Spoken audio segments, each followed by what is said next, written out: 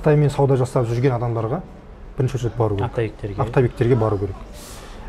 Себебі олар белгілі деңгейде сауда жасап жатыр, бір адамдармен келісіп, бірақ әлі де білмейді түпкі зауытының қақтан шығып отырған. Әлі де мүмкін одан да арзан жерінен табуға болатынын білмейді. Нақты бағасын білмейді. Иә. Немесе сол жұмыс жасап жатқан адамына деген кішкене толыққанды не жоқ, сенім жоқ. Себебі қатты ортада көріп жатыр ма деген сондай бір күдік, күмән, уайым бар да, мен өзім байқағаным. Соларға бірінші очередь бару керек. Солар өз көзімен көріп, базарда өз көзімен көріп, көз жеткізгеннен кейін бар, мына жақта ары қарай саудасын жалғастыра береді да, тыныш, жүрегі тыныш күйінде саудасын жалғастыра береді деген сияқты.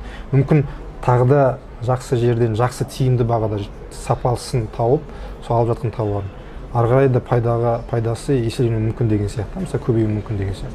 Сондай адамдарға